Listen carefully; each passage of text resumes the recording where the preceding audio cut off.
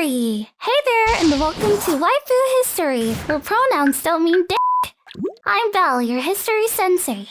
Did you know there was once two Pakistans? Yup, one in the west, one in the east, split over by 1,000 miles of India. It was a political long-distance relationship doomed from the start, and in 1971, it blew up into the Bangladesh Liberation War. Let's break down how culture clashes, political neglect, and a heavy dose of arrogance turned one country into two. In 1947, the British Raj split into two new countries, India and Pakistan. But Pakistan was a strange creature, one in two halves, with India sitting right in the middle.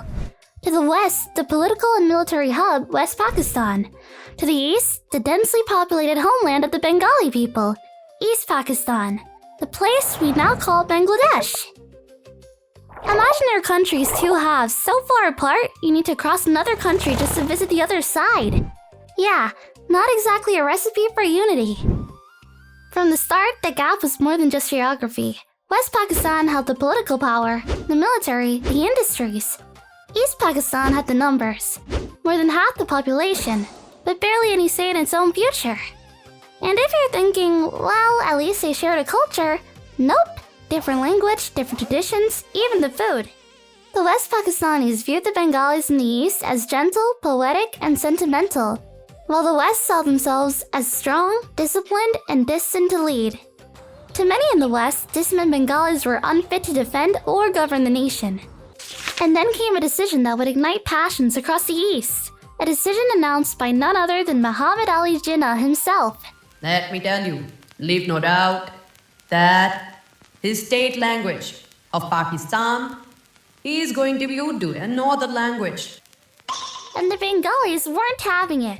But what about us? Our books? Our songs? Our history? Does all of that mean nothing? Billahi khadi. Ghamzaru. Taha shadzer pushim. Amgo hate dormai. It is in this language that I dream. In this language that I live. We may die, but Bangla will never die.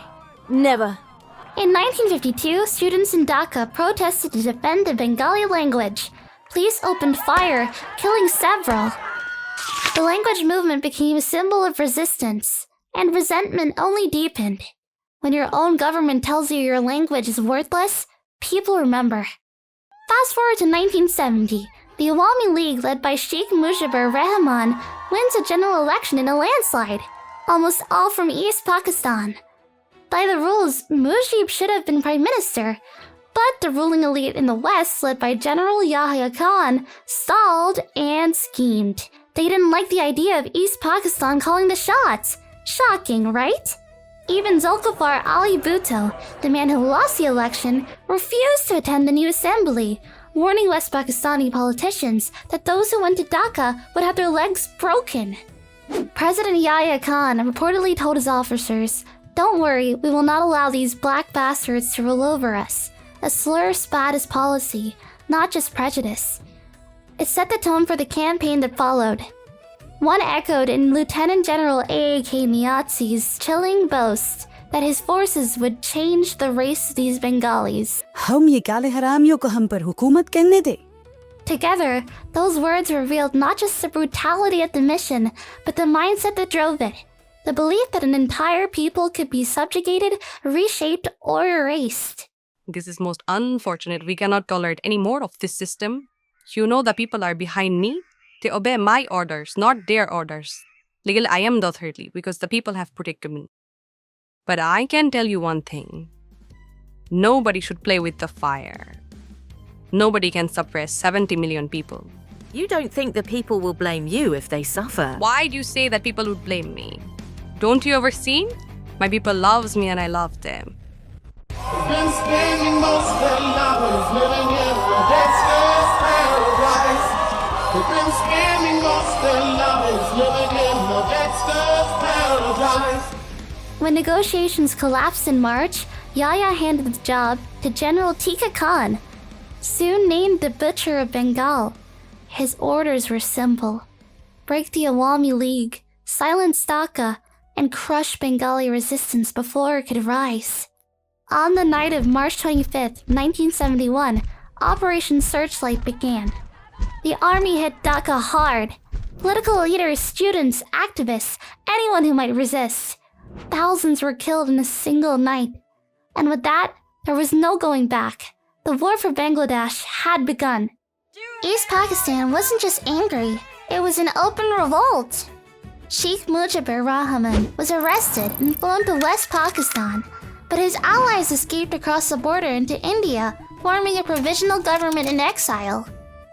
At its head, Tajuddin Ahmad, calm, strategic, and, let's be honest, holding this brand new government together with duct tape and stubbornness.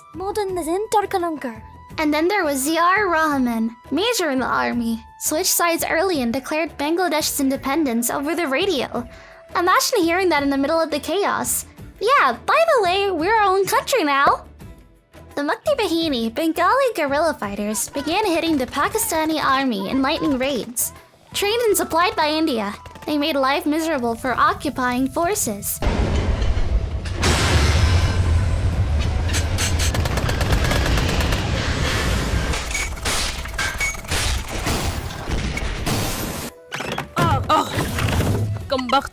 Villages became battlefields and civilians paid the highest price. By the fall of 1971, the war was a grind. Pakistani forces held the cities, but the countryside belonged to the Mukti Bahini. From guerrilla raids to sabotage, they kept West Pakistan's army bleeding resources. One voice inside the resistance was rising, Major Ziaur Rahman.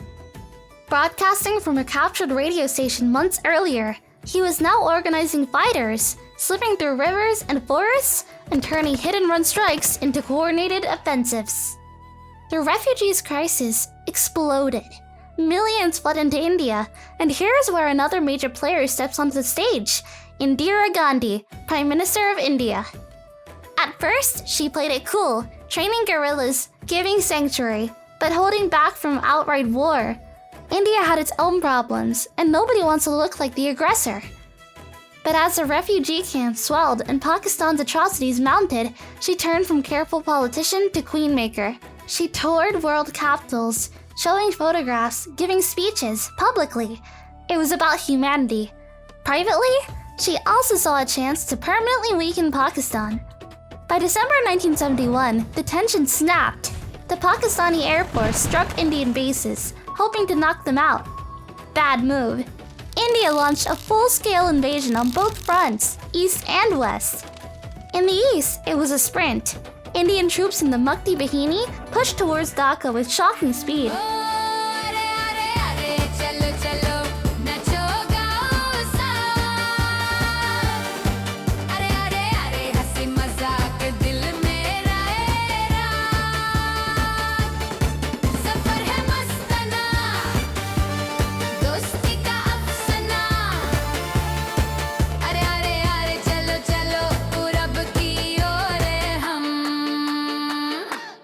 The Pakistani army, already stretched thin and exhausted, was cornered.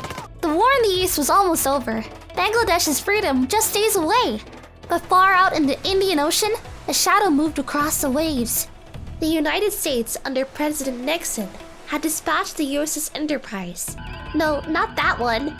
A floating city of steel, bristling with nuclear-capable aircraft, straight toward the Bay of Bengal. And in command of the 7th Fleet was Admiral John McCain. Not that one. Watching as America's might closed in on South Asia's shores. Officially, a humanitarian mission. In reality, a silent warning. Stop your advance or face the might of the US Navy.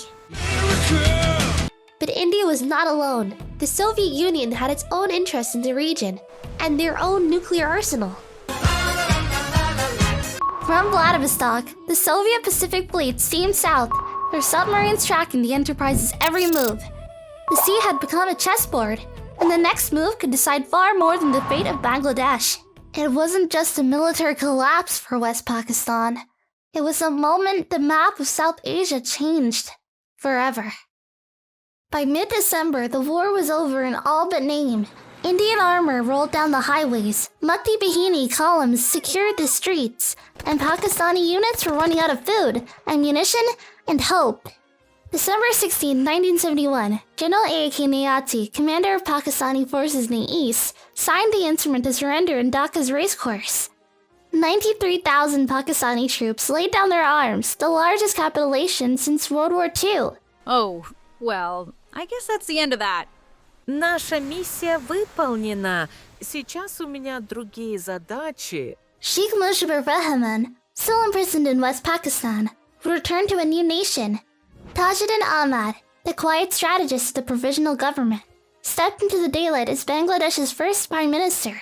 And Ziaur Rahman, soldier, organizer, voice of independence, was already being talked about as a future leader. In Islamabad, Yahya Khan, stewing over the loss of the East, was approached by his information secretary and asked whether the West should keep fighting. He reportedly shrugged it off. छोड़ दो उन्हें. हम waste Pakistan को खच्चू ही नहीं डाल सकते उन काले बंगालियों की वजह से.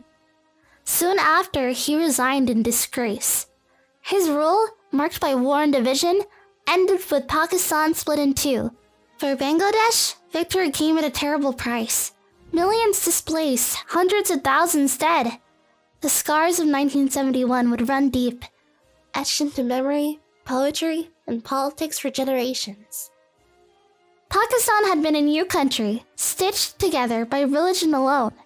But since when has Islam ever kept nations united? What the hell? Muslims have been fighting each other since their prophet died. That's why we have Sunnis and Shiites today. Oh.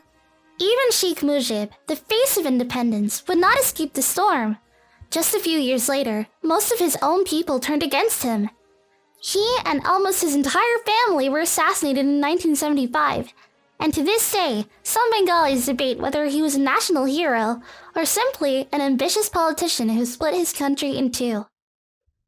But for a nation told it would never survive, December 16th was proof that it could. Bangladesh had fought, bled, and won its place on the map, and the world would never again mistake it for anything less. Well, I hope you enjoyed. If you like my content, subscribe. And if you like me, then like me. Until next time, peace out!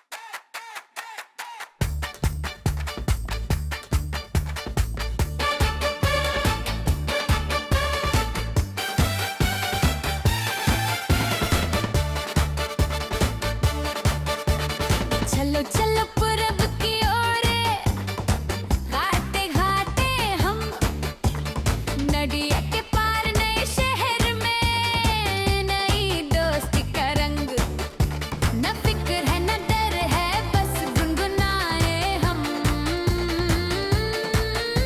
हवाओं में मुस्कान दे है सपनों का संग